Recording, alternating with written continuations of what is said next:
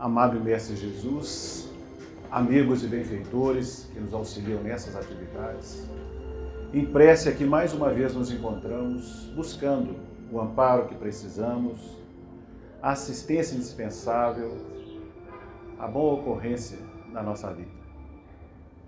Agradecemos a presença desses irmãos que aqui o representam junto a nós, Senhor, como condutores da nossa vida, favorecendo assim não só momentos como esse, mas calçando-nos em nossas dificuldades, apontando-nos os melhores caminhos. Possamos ser felizes retendo os conteúdos que nos estão reservados a essa manhã e guardando conosco sempre aquela disposição sincera de vivermos as consequências morais desse mesmo aprendizado nas questões mais comuns da nossa existência. Pelo muito que temos recebido, estamos agradecendo, desejando que a paz esteja em nosso ambiente, acima de tudo, em nossos corações. E assim dizendo, pedimos, inclusive, pelos nossos irmãos que da realidade espiritual dividem conosco o aprendizado dessa manhã. Que assim como nós, possam daqui sair um pouco melhores do que quando chegaram, identificando roteiros seguros também para os próprios pés. Que a tua paz nos envolva todos, hoje e sempre. Que assim seja.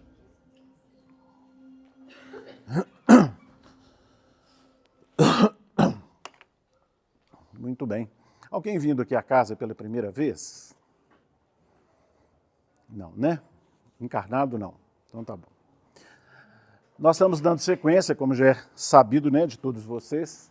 Estamos seguindo a obra Religião dos Espíritos, que, como também já sabemos, trabalha, né, estuda o Livro dos Espíritos, tá?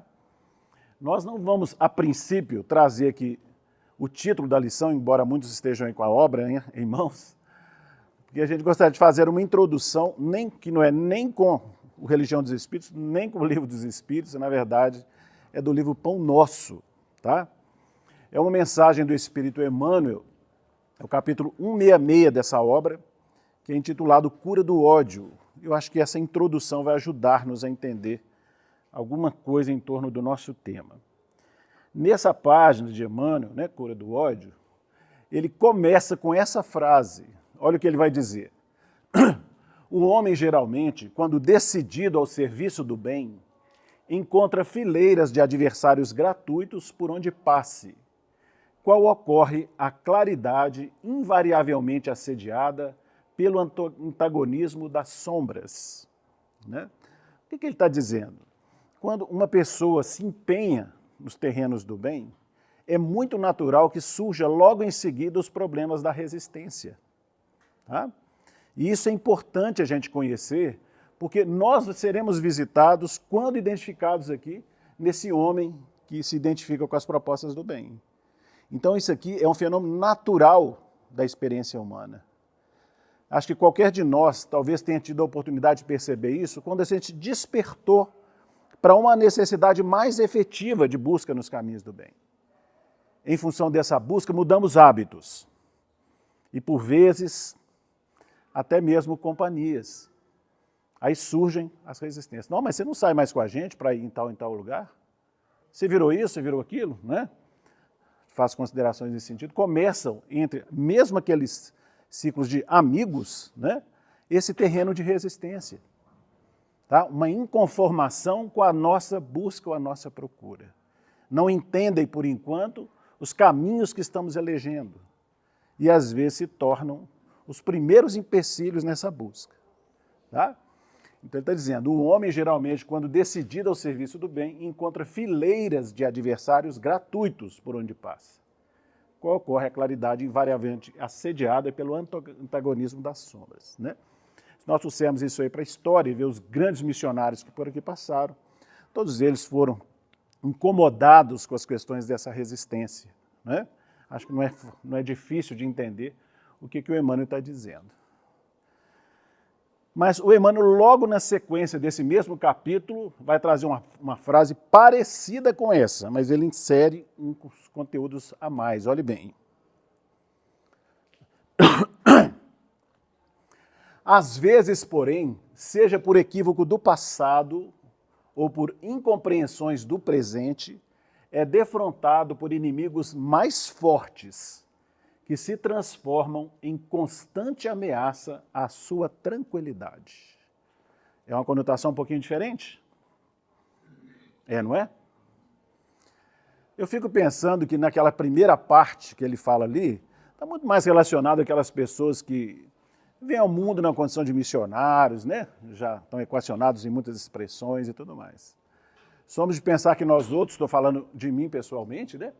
Acho que ficamos com a segunda parte, né? Porque, às vezes, porém, seja por equívocos do passado, todos nós temos falhas nesse terreno, né? Ou por incompreensões do presente, somos defrontados por inimigos mais fortes. E aqui, que se transformam em constante ameaça à nossa tranquilidade. Quem de nós nunca passou por isso? Acho que é raro, né? Muito difícil. Nas suas mais diversas expressões. Tá? Às vezes é no campo de trabalho um chefe difícil, acontece? A truculência de um chefe dedicado, né? Às vezes a gente está fazendo o melhor que a gente possa e assim, ainda assim, somos cobrados, como se não estivéssemos realizando nada. Isso é muito comum, né? Nós tivemos a oportunidade de trabalhar numa empresa de maior porte, vamos dizer assim, observarmos isso com alguma frequência. Pessoas que eram escolhidas para serem, de alguma forma, o bode expiatório, alguma coisa nesse sentido. Tá? E assim acontece, não só no campo de trabalho, né? Tem várias expressões que poderiam ramificar isso aqui, cada qual pode pensar por si, né? Mas podemos citar mais, por exemplo, para mais um exemplo, né? As relações afetivas que, por exemplo, terminam e uma delas não aceita. Uma das pessoas não aceita. E o não aceitar não define simplesmente eu discordo. Não, elege um processo de verdadeira perseguição. Tá? Tem pessoas que sofrem demasiadamente com questões dessa natureza. Os jornais estão cheios de notícias nesse sentido. Não é? E assim, tantas outras. Outras que não são separação, mas que na relação a dois, né, o processo é complexo. Tá? Um exige excessivamente do outro, né? Relações pais e filhos, as mais diversas expressões. Então, isso aqui o Emmanuel, nessa mesma página, vai falar que é uma situação dolorosa para nós. É difícil, de difícil administração. Tá? Só que ele complementa quando não temos uma identificação mais plena com a mensagem pura do Evangelho. Então, dá o que pensar nesse sentido. Quando nós falamos desses processos desafiadores e quando somos visitados por essas circunstâncias, a gente, de alguma forma, entra num sentimento muito desagradável, né? O Emmanuel fala, né? Dolorosa essa situação. E, às vezes, a gente fica numa inconformação, chateado com aquela situação, a gente fez o melhor, então a gente se acredita injustiçado, né? Injustiçado. E, de alguma forma, perseguidos. Tá? Esse é o título da nossa mensagem de hoje, é o capítulo 38, intitulado Perseguidos. É também do Espírito Emmanuel, né? Aliás, toda essa obra. Tá? Então é sobre isso que, de alguma forma, a gente vai conversar, dentro, claro, do viés que o Emmanuel está trazendo na página. Tá bom? Quando nos sentimos assim perseguidos, né? Isso está intimamente associado àquela sensação de injustiça, a gente entra realmente, muitas vezes, no processo de inconformação. E, às vezes, quando a gente está mais empolgado nos capítulos do bem, favorecidos por uma orientação segura, como é a doutrina espírita, às vezes alimentamos esse desejo, não é? Eu gostaria que esse fosse um mundo melhor. E nos atiramos ao campo do trabalho. E é justamente ali que começam os processos de resistência. Quando não é de uma maldade ou de uma perversidade. A gente pode encontrar isso no caminho, não raro acontece. Né? E às vezes, em função disso, elevamos os corações em prece, pedindo auxílio dos amigos e benfeitores. E a situação se arrasta ainda por muito tempo. Voltamos às nossas preces quase que numa reclamação. Senhor, será que não tem ninguém me vendo? não sabe o que está acontecendo e as lágrimas correm. Não é isso? Que a gente se sente como que abandonados nesse processo. De alguma sorte, dentro dessa expressão. Sentimos fome e sede de justiça, concordam? Poxa, eu estou fazendo tudo certo, né? Seria tão bom se todo mundo abraçasse esses mesmos ideais e, no entanto, não há ressonância no campo externo.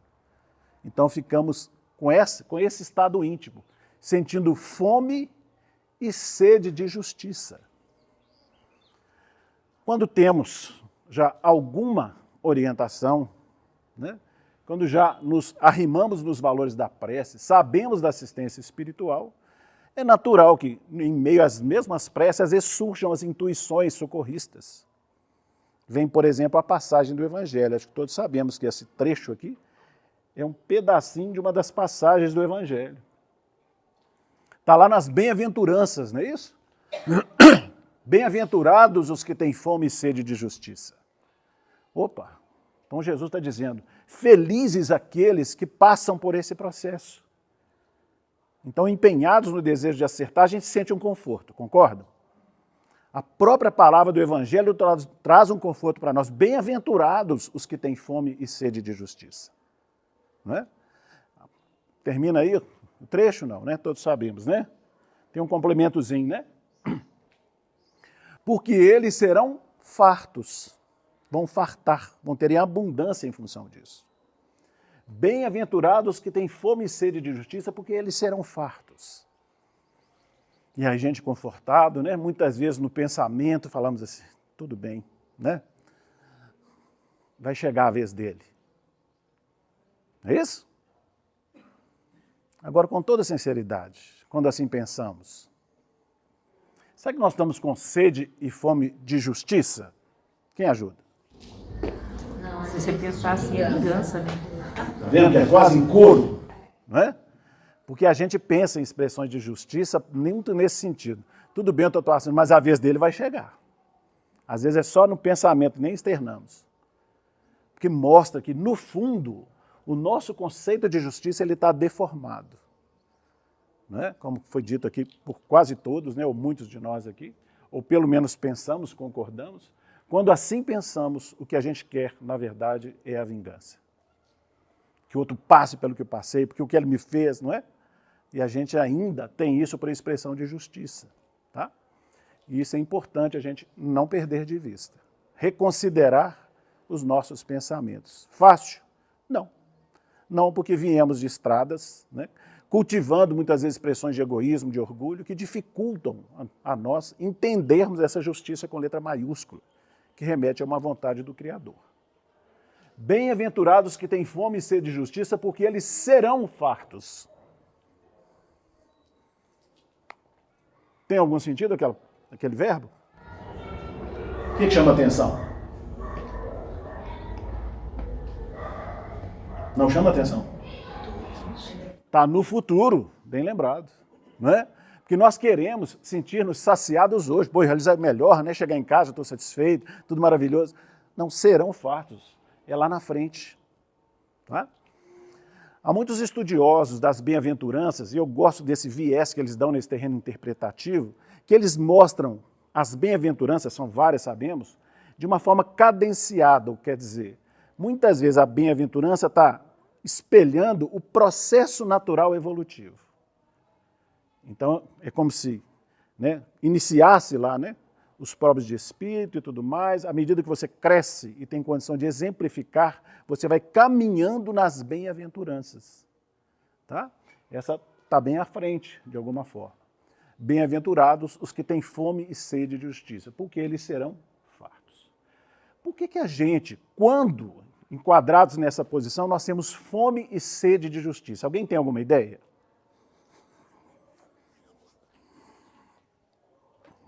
Eu gosto dessa participação assim, muito efetiva, é excelente. Mas é claro, as pessoas estão refletindo, não é isso? Por que a gente tem fome e sede de justiça? O próprio verbo de alguma forma vai falar, né, que é para o futuro. Isso aí, dizem os entendidos, né, os estudiosos do Evangelho, que é um símbolo daquela terra da promissão, que está lá no Velho Testamento. Estava lá o agrupamento hebreu, né? Cativo do faraó do Egito, né? E foi mostrado para eles a terra da promissão. Canaã, né? Naquela época. Então, a Canaã é o sonho, o anseio daquele agrupamento. O desejo, né? Alcançar aquela situação de tranquilidade e paz era a terra prometida. Dentro do processo interpretativo é o que nos acontece nessa hora. Nós sonhamos com um mundo muito melhor. Mas ainda existe um deserto para ser atravessado. Né? O deserto gigante para ser atravessado. Tanto é que o próprio Moisés não alcançou a terra, pelo menos historicamente falando. Não é isso? Então, isso aqui é uma coisa que nos acontece. Nós sonhamos com um mundo melhor. Eu estou hoje, graças ao conhecimento, empenhando nos terrenos do bem, só que nós somos imediatistas. A gente quer a solução disso para ontem. A gente quer que amanhã a gente já esteja todo solucionado, e não é assim que funciona. Né? Por quê? Existe um lastro de experiências que já foram vividas lá atrás. Então, hoje, nós estamos vivendo o deserto nessa expressão de fome e sede. Estamos atravessando o deserto. Por quê? Embora já vislumbremos essa terra prometida, que as expressões num bem, num mundo melhor, todos identificados com esses processos, ainda tem os laços de retaguarda, que são o quê? As consequências dos males que praticamos no passado. Então, hoje ainda temos que suportar a consequência das escolhas infelizes, sofremos essas consequências, embora já temos o olhar lá na frente. Então, a gente identifica a terra prometida, mas sente o peso das realidades atuais. Fome e sede de justiça. Mas a passagem sugere permanência, persistência. Por quê? Porque eles serão fartos. Hoje está mais desafiador, sabemos que você está cumprindo situações de retaguarda, mas mantém nesse processo, porque vai valer a pena. É muito nessa direção. Ficou clara a questão da terra da promissão? Tranquilo? Se alguém tiver dúvida, traga para nós. Tá? Então, bem-aventurados que têm fome e sede de justiça, porque eles serão fartos. Eles serão fartos. E o Emmanuel, então, começa, agora sim, nós chegamos na primeira frase da nossa obra aí, Neo-Religião dos Espíritos, capítulo 38. Perseguidos. Diz Emmanuel, batido no ideal de bem-fazer, desculpa e avança à frente. Batido, né? Sofreu o impacto, né, da resistência, dos males e tudo mais, batido no ideal de bem-fazer, desculpa e avança à frente. Açoitado no coração, enxuga as lágrimas e segue adiante. Vê que muitas vezes o processo é doloroso? Quantas vezes choramos sozinhos lá sem ninguém ver em função das lutas do dia a dia? Quantas vezes?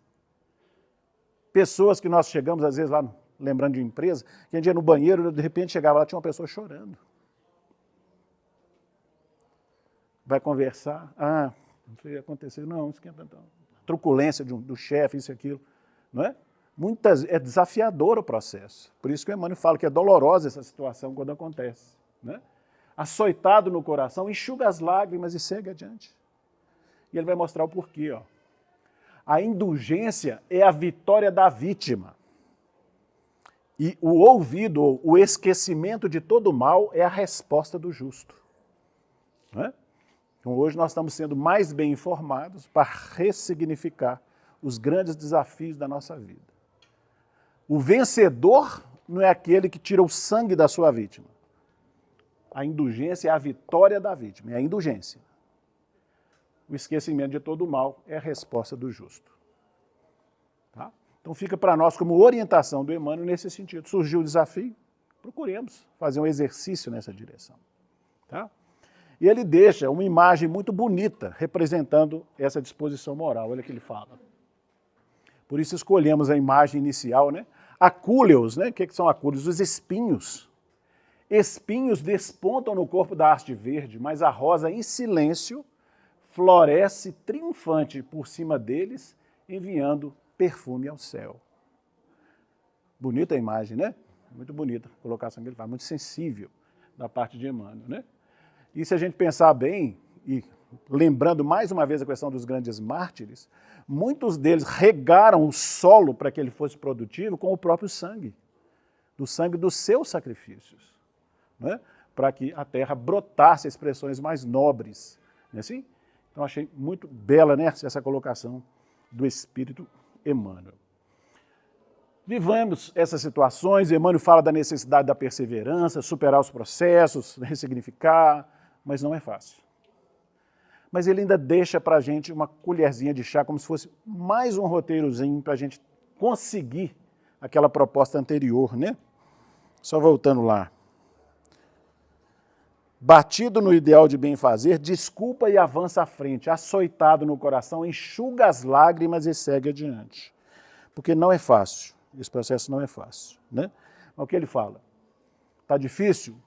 Lembra-te dos perseguidos sem causa, que se refugiaram na paz da consciência em todas as épocas. O que é um refugiado, um perseguido sem causa, gente? Quem ajuda? Essa fala pode trazer confusão para nós no terreno interpretativo, concorda? Perseguido sem causa. Aqueles que seguiam Cristo? Oi? Os cristãos. Seguiam os cristãos? Mas queria entender a colocação. O que é perseguido sem causa? Sem motivo. É só isso. Porque a fala, pelo menos a nós, a princípio, incomodou um pouquinho. Sem causa, parece uma pessoa que não tem ideais, né? Não é isso? Lembra-te dos perseguidos sem motivo da própria perseguição. Né? São os perseguidos gratuitos que as frases iniciais lá trouxeram. Lembra-te dos perseguidos sem causa que se refugiaram na paz de consciência em todas as épocas. E ele vai enumerar. Nós vamos citar aqui, tá? Sócrates bebe a cicuta que lhe impõe a boca, entretanto ergue a culminância da filosofia. Estevão, lembram de Paulo e Estevão? Vamos abrir um parênteses então no Paulo e Estevão, acho que muitas pessoas já devem ter lido a obra. E um dos capítulos chocantes é justamente o primeiro, um dos. Né? Mostra lá a questão da velha Caia, né? A cidade de Corinto, que era dominada pelos romanos, aquelas coisas todas. Era uma cidade muito bela, para ali foram muitos romanos, mas também pessoas de outras crenças, inclusive do agrupamento hebreu. E começaram a ter, em função dos excessos, né, que ali tinham de paixões, etc., crimes horrendos e tudo. Foram chamados, vamos dizer assim, a força judicial de Roma, as águias dominadoras. E não se demorou vir as pessoas responsáveis para colocar a ordem naquele local.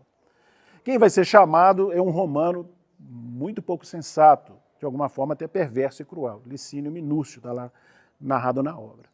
Não é? E não era só ele que era uma pessoa de caráter questionável, eram todos os seus asseclas, tá? Os seus mandados. Então ele foi lá para resolver esses processos e tinham guardas, vamos dizer assim, né? Nos mais diversos cantos da cidade. Vocês vão recordar que numa daquelas tardes, né, isso era o ano 34, sai um senhor idoso de casa, né, com a cesta no braço, com direção à feira, e pelos traços era claramente um judeu, né, um do agrupamento hebreu. E ele vai saindo, desatento àquelas questões, quando ele se depara para um agrupamento de romanos, não é isso? E o que acontece?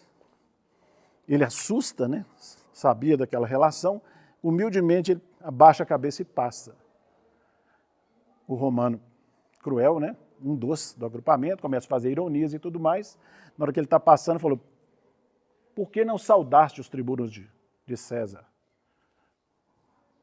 Ele, né, sem jeito, sem nada, falou: eu não ousei. Na hora que ele ia se explicar, murros no rosto, o senhor idoso, né, cai as bofetadas no solo, o rosto sangrando. E mesmo depois que ele levanta, ele ainda fala, né, safa insolente. E ele se afasta. Vai na direção do mercado. Vai no caminho pensando, por que a sua raça era tão perseguida? Não é? Fome e sede de justiça. Por que a raça era tão perseguida? E foi na direção do mercado. Tem muitos detalhes aí, né? Mas simplificando um pouquinho. Chega a hora do retorno, fez as compras, vai voltar para casa. O que ele pensa? Vou por outro caminho, senão vou encontrar os romanos. Esse escolhe outro caminho. No outro caminho está voltando outro grupo de romanos. Aí ele pensando consigo mesmo, cumprimento ou não cumprimento? Não, acho que eu não vou fazer o mesmo erro da primeira vez. Salve, ó tribunos de... Né, humildemente, salve, ó tribunos de César. O soldado olha para ele, mas o que é isso? Né, uma pessoa, usou lá os termos que tem na obra, né? Uma pessoa insignificante se dirigindo aos tribunos de César, até onde foi a permissividade nessa cidade? E Pafo desce e mais bofetadas. Agridem, ele cambaleia, sangue no rosto, e assim vai. Difícil, né? Muito difícil. Não fez nada por aquilo, tentou ser até educado, recebe por resposta a violência. Claro, são corações inscientes ainda, né? Então, é a ignorância no sentido de ausência do saber, que às vezes nos coloca como verdadeiros adversários do bem. Então, muito difícil a experiência do companheiro, né? É interessante que o Emmanuel vai narrar que nessa segunda vez ele lamenta ser idoso. Ah, se eu tivesse forças. Lembra lá da nossa colocação? A vez dele vai chegar, de alguma forma ainda tem um impulso de vingança, né? Infelizmente. Mas ele segue diante de tal, né? E aí a gente vê a expressão do socorro divino. Quando ele está com aqueles pensamentos, ele ouve uma música cantando aproximando de casa, eram os filhos, né? Ela, na verdade, era Abigail. O Gesiel, que é o futuro Estevão, ia chegar um pouco mais à frente. Se você pega a obra, é interessante você perceber que ele era viúvo. Por quê, gente? Vocês lembram? Não lembram? O próprio Licínio Minúcio, em épocas recuadas, tinha interesse nas terras. Ele tinha muitas terras, Yoredeb, né, que é esse hebreu. Em nome dos interesses para a terra, prejudicou aquela família. Torturaram, etc. O Yoredeb, naquela época, foi preso. A esposa não suportou a crueldade e desencarnou. Viu o que é um perseguido? Esse se enquadra direitinho na página, né? Mas ao lado da situação grave do pai, está o filho Gesiel. Fala, pai, depois de ter narrado tudo o que aconteceu, esqueçamos, confiamos em Deus, Ele é nosso pai, né? E aí tem os desdobramentos que eu deixo para vocês continuarem lendo. Mas ele fala isso, né? Estevão morre sob pedradas, abrindo caminho a 3 séculos de flagelação contra o cristianismo nascente. Contudo, faz o padrão do heroísmo e da resistência dos mártires, que transformam o mundo, né? E é interessante, porque quando Estevão está no processo de julgamento, que Paulo, naquela época, enquanto Saulo, né, no processo de perseguição a ele, constrange ele a estar no Sinédrio, onde Saulo era, né, pela sua arrogância, ele que dominava aquele terreno, trouxe ele para ser julgado naquele ambiente. E ao pensamento do espírito elevado. Ele, sozinho, sendo ali de alguma forma, né, sofrendo a truculência do próprio Saulo e do agrupamento que não o desejava bem, ele pensa, não serão essas as ovelhas perdidas da casa de Israel que nos fala o Evangelho? Não é? A diferença de disposição no campo íntimo e trabalha aquela questão nesse viés. É muito lindo isso, não é? Segue mais. Gutenberg é processado como devedor relapso, mas cria a imprensa desfazendo o nevoeiro medieval. Jan Hus, o que é Jan Hus mesmo? Nas revelações espíritas, quem foi depois Jan Hus? Você sabe? Kardec, né? Allan Kardec. Jan Hus é queimado vivo, mas imprime novos rumos à fé. Colombo expira abandonando, não enxerga, não sei ler isso aqui não, Valladolid, deve ser isso. No entanto, levanta-se para sempre na memória da América. Galileu, preso e humilhado, desvenda ao homem nova contemplação do universo. Lutero, vilipendiado, ressuscita as letras do Evangelho. Giordano Bruno, atravessando pavoroso suplício, traça mais altos rumos ao pensamento. Lincoln tomba assassinado, mas extingue o cativeiro no clima de sua pátria. Pasteur é ironizado pela maioria de seus contemporâneos, no entanto, renova os métodos da ciência e converte-se em benfeitor de todos os povos. E ainda ontem, Gandhi cai sob golpe homicida, mas consagra o princípio da não violência. Interessante, né? Ele está exemplificando ao longo da história os grandes missionários que por aqui passaram, que sofreram todas as formas de injúria, mas deixaram com o seu sangue, ou o sangue dos seus sacrifícios, uma proposta de elevação para a humanidade. Né? É nesse sentido. E a gente vendo esses processos de perseguição, e temos notícia de muitos deles através da história, nós pensamos, mas como que é isso, né? E o Livro dos Espíritos tem uma questão que esbarra nesse capítulo. Ele fala assim, com que fim os espíritos imperfeitos nos induzem ao mal? Não é uma pergunta a ser feita, poxa, a pessoa está fazendo o melhor que pode em favor de todos, pensemos no próprio Cristo.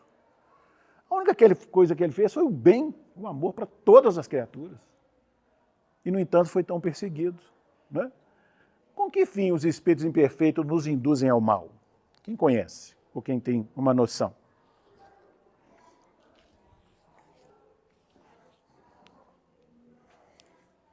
É a mesma resposta daquela primeira pergunta? O silêncio. Vamos lá lembrar? Para que sofrais como eles sofrem. Tá? Por quê? Né? Com que fim os espíritos imperfeitos nos induzem ao mal? Para que sofrais como eles sofrem. Isso aqui é interessante a gente parar e pensar naqueles que nos perseguem.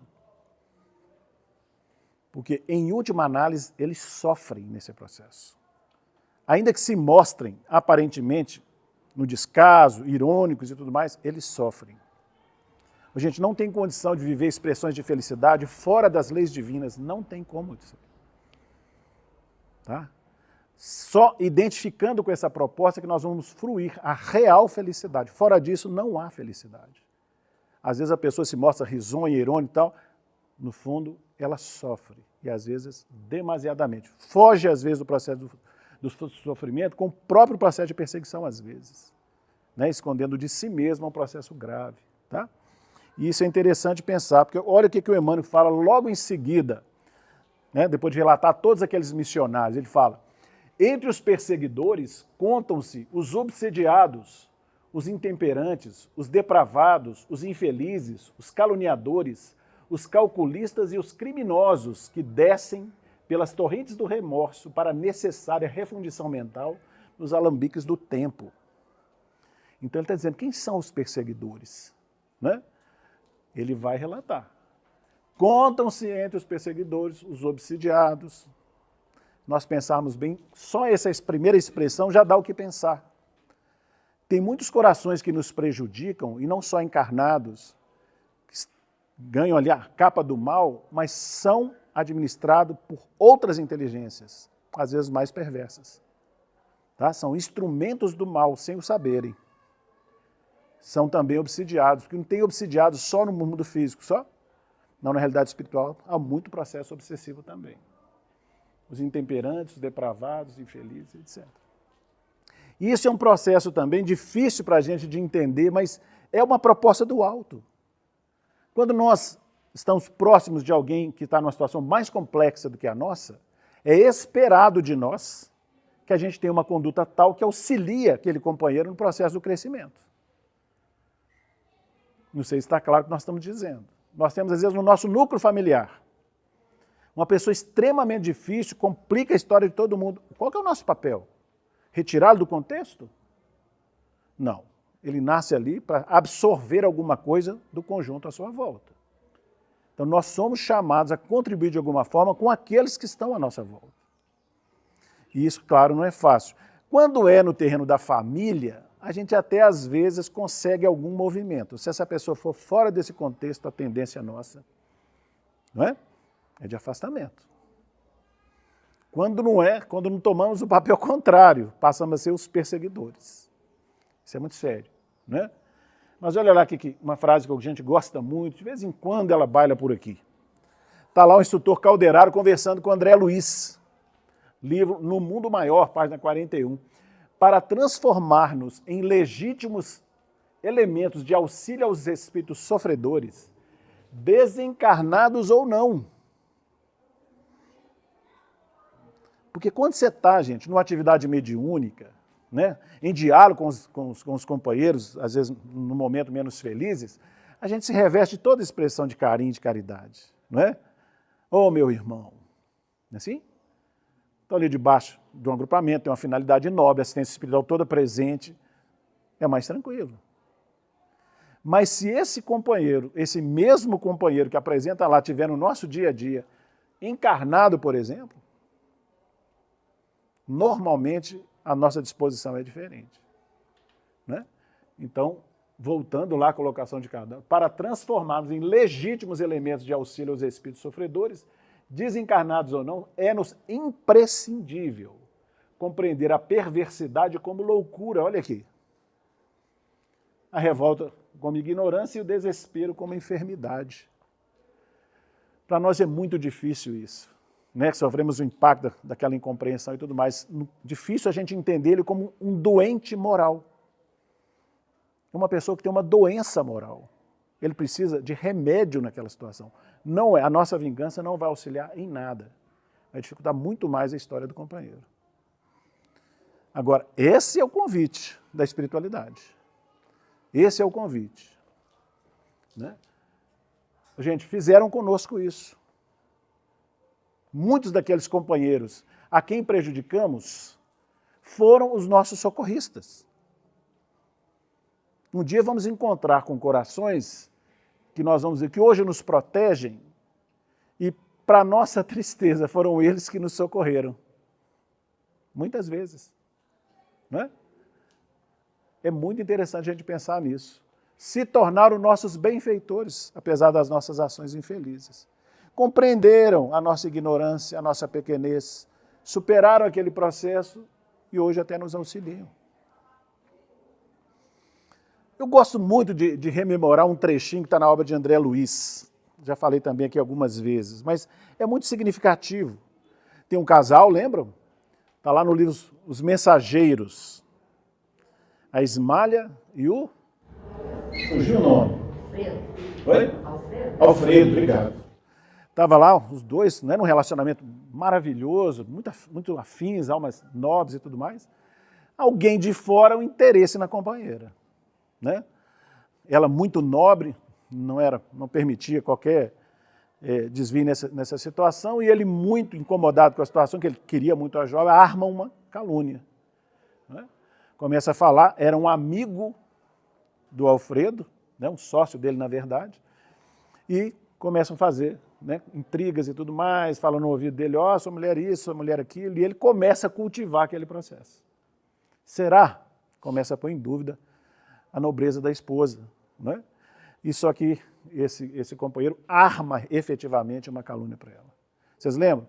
Que ele compra um chapéu, né, daqueles de último tipo, hoje não se usa chapéu daquele jeito, né? Quase não se usa. Mas era nobre, chapéu, bendito. E ele falou, vai lá que está acontecendo. E ele, apavorado, correu lá, o homem pago para aquilo, pula da janela, justamente naquele momento, com o chapéu chique, aquelas coisas todas, e ele fica transtornado. Não é isso? Pega uma arma e vai para a esposa. Esse trecho também é significativo. E ele tinha o desejo de eliminá-la. Ele fala que não sabe por que o assassinato não aconteceu. Assistência espiritual, não tenha dúvida. Né? Atenuantes em função da situação dele. Bom. Ela não devia. Oi? Ela não devia. Ela não foi permitida. Você vê como é que a lei não é do jeito que a gente pensa. Né? Não. É regida por questões muito sensíveis. Está dizendo aqui que ela não tinha, né? A Ismália não tinha compromissos com a lei, então não foi permitido o processo. Tá? Não foi permitido. Então é interessante a gente pensar nesse aspecto, porque a sequência é significativa. Depois de um tempo, né? Ele afasta da companheira, porque ele acredita naquela calúnia. Depois de um tempo, ela desencarna, né? Vai para planos altos. Normalmente acontece assim, a mulher em relação ao homem. Eu estou pensando nesse negócio. Mas ela desencarna, vai para planos muito elevados e ele fica com a dificuldade. Né? Quando o caluniador passa pelo processo da desencarnação, quando ele está prestes a desencarnar, ele chama o Alfredo ao leito. E conta para ele que ele é que armou tudo aquilo. Pensa bem, a figura do Alfredo. Puxa, o que eu fiz com a minha esposa, hoje já desencarnada. Alimenta um ódio em relação a ele, desencarna numa situação complexa, de raiva em relação ao caluniador, e chega na realidade espiritual sem o equilíbrio devido. É acolhido no mundo espiritual, com todo carinho e tudo mais. Começa a entender a proposta efetiva do Cristo, começa a renovar, chega a ser um instrutor de uma daquelas instituições do mundo espiritual. Né? E aí você vê o movimento belíssimo que ele faz. Ele vai em busca do caluniador nas zonas umbralinas. E aí vai mostrando os degraus que ele foi alcançando até chegar a ser efetivamente o irmão do caluniador. Mas é interessante, porque quando ele vai buscar o companheiro nas regiões umbralinas, a proposta dele não é tanto de, sim, mas nem tanto de auxílio ao companheiro. Olha que detalhe importante nessa obra. Ele percebia que era importante para a autoeducação dele, dentro dos valores morais que o Evangelho sugere. Então o exercício era dele para com ele mesmo. E isso é um ponto importante para a gente voltar lá no início do nosso estudo. Quando nós dissemos assim, às vezes até, neófitos na doutrina, chegamos com um conhecimento recente, estamos empolgados, querendo solucionar o mundo, não é assim? Nós queremos ajudar o mundo, transformar o mundo. Às vezes a gente tem isso. Acho que eu já citei que no outra casa, lá tinha lá no Estatuto da Casa, promover, não sei o que, para toda a humanidade. Eu falei, gente, que proposta belíssima, mas meio ousada, né? Mas essa era a proposta que estava lá no Estatuto. Depois foram amadurecendo. Mas é interessante a gente começar a pensar, porque a gente sai com essa empolgação do conhecimento espírita, que tem que ajudar todo mundo, nós vamos salvar o mundo, vamos modificar o mundo. Vamos com calma. Né? Comecemos pelo mundo interior. Comecemos por ele. Tá? À medida que a gente se transforma, o meio se transforma para melhor. Se nós pegarmos todos esses grandes missionários que por aqui passaram, foi o que fizeram. Dentro das expressões de vida em que tinham, dentro do contexto em que eles viviam, fizeram o melhor e acabaram aquela mensagem tendo ressonância intensa. Né?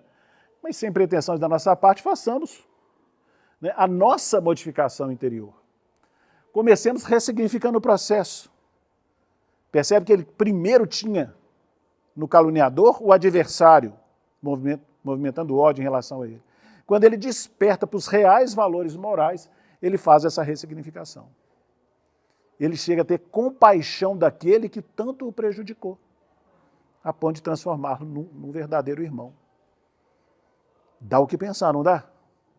Nós, nas nossas relações, a gente para pensar, eu fico vendo uns capítulos da nossa experiência pessoal, falo, tem que repensar isso um pouquinho mais. Não é? Vale a pena pensar. Porque não é fácil. Não é fácil mesmo. Mas nós falamos aqueles que estão em situações complexas, na condição de perseguidores, mas ele complementa. Mas, entre os perseguidos sem razão, sem motivo, enumeram-se quase todos aqueles que lançam nova luz sobre as rotas da vida. Tá? Eles serão saciados.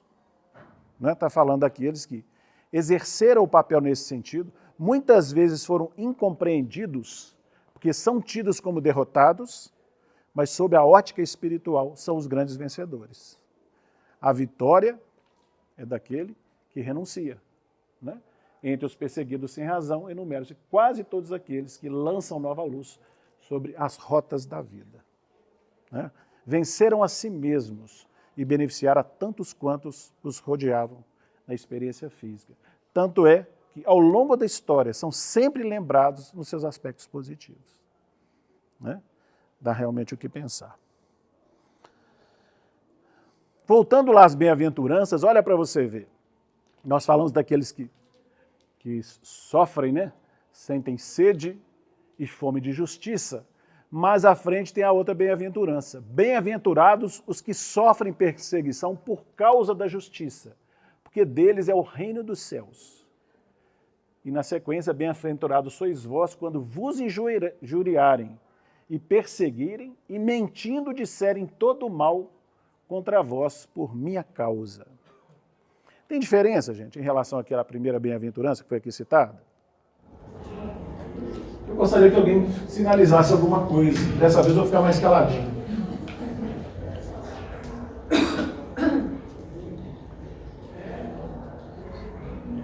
não falou nada de sofrer, no sentido de fome e sede de justiça, que não fala. Acho que fala muito de aceitação, né, Éder? Luiz. A questão da aceitação.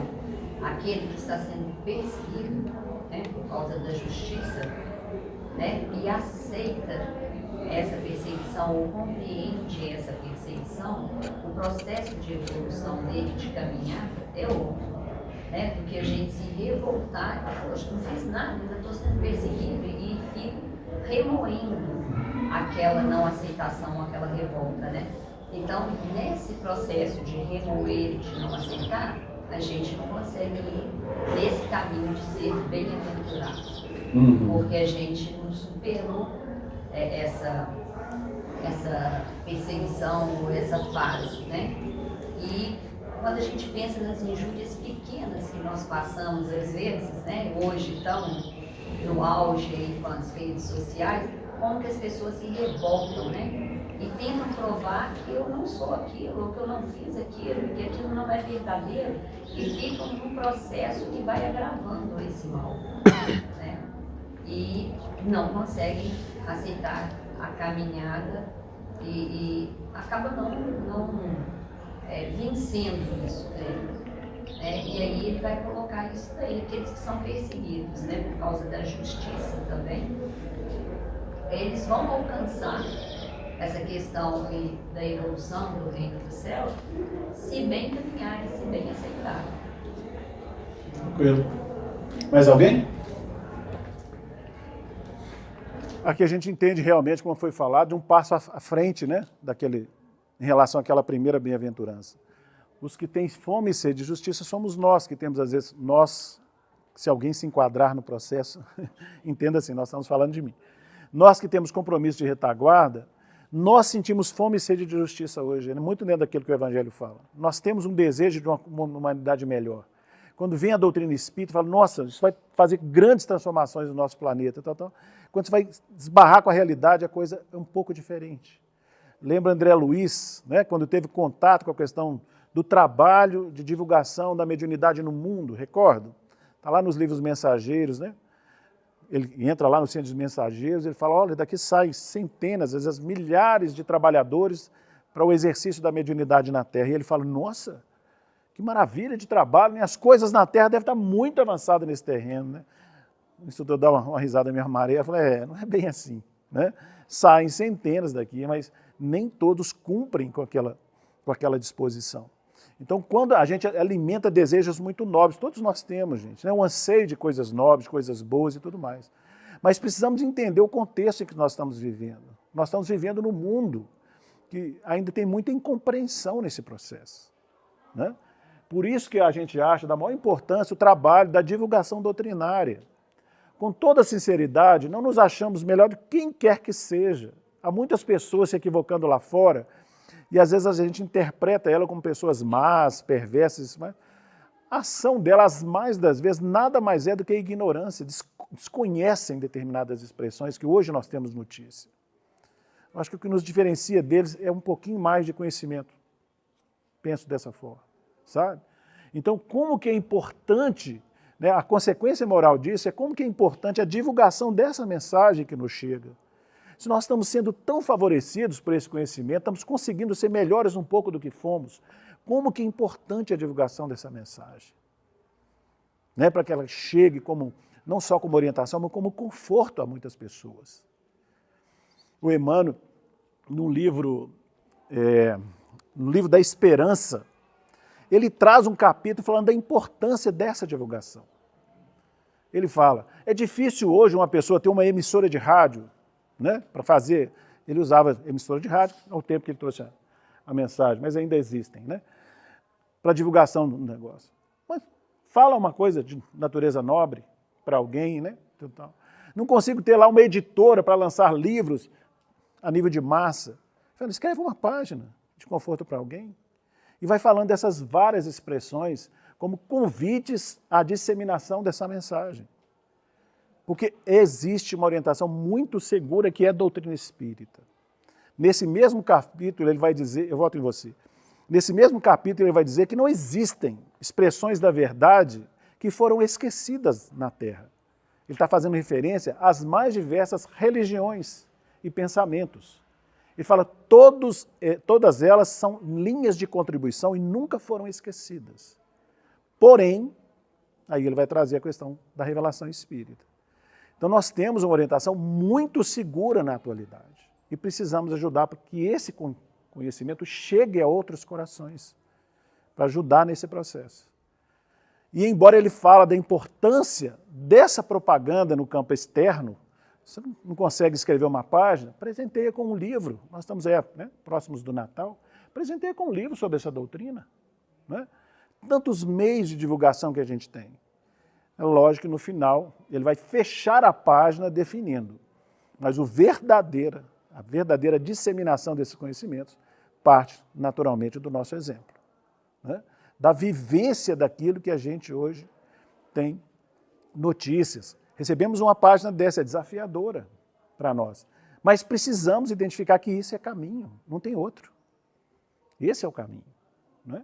É desafiador, mas vamos tentar colocar isso em prática.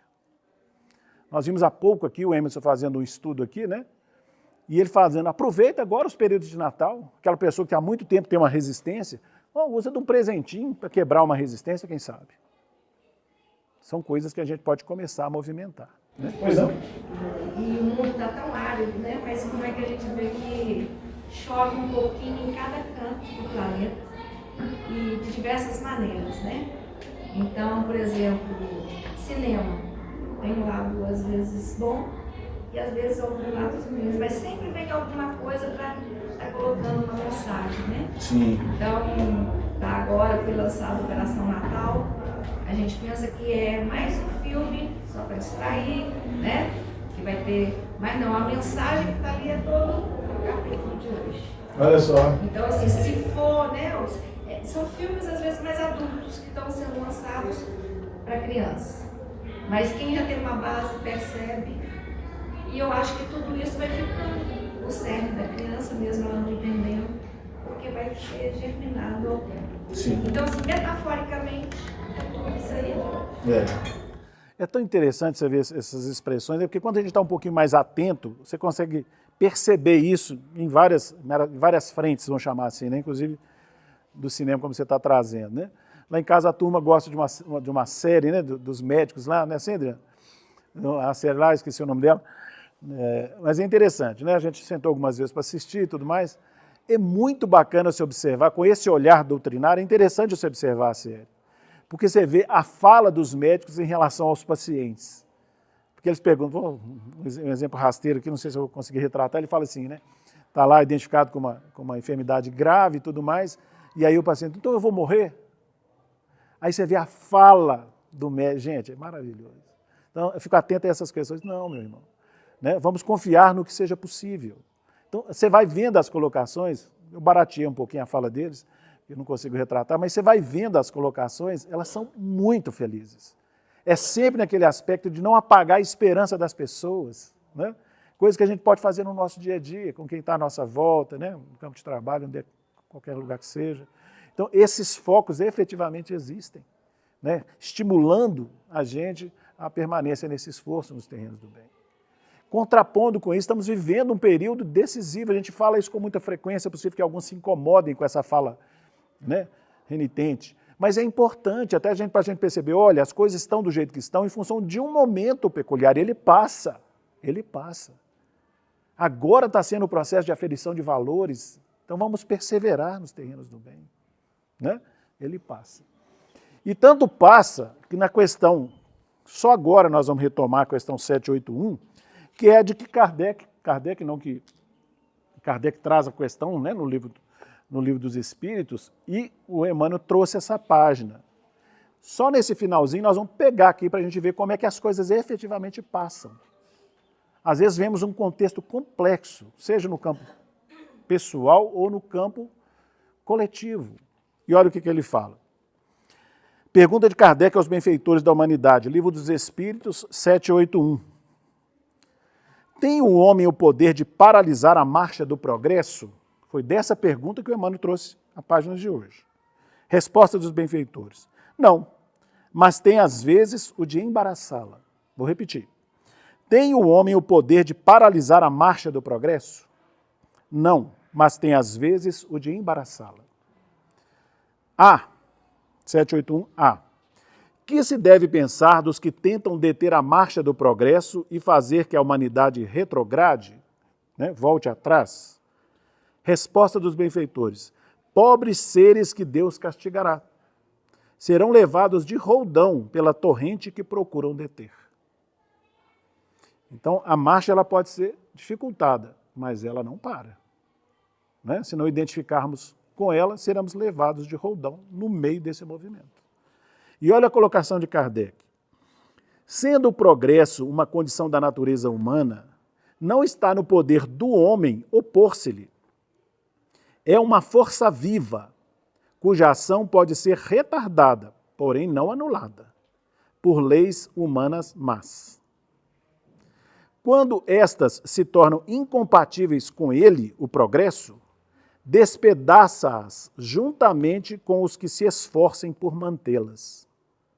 Assim será até que o homem tenha posto suas leis em concordância com a justiça divina, que quer que todos, vou repetir, todos, que quer que todos participem do bem e não a vigência de leis feitas pelo forte em detrimento do fraco. Também dá o que pensar. Falamos em muitas coisas nos terrenos individuais, mas também a espiritualidade está falando desses grandes processos que existem a nível coletivo.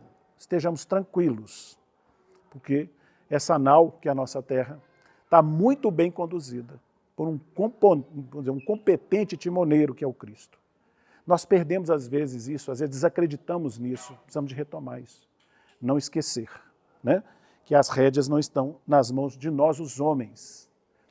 E o Emmanuel termina essa página dizendo: é por isso que Jesus, falou dos perseguidores, né?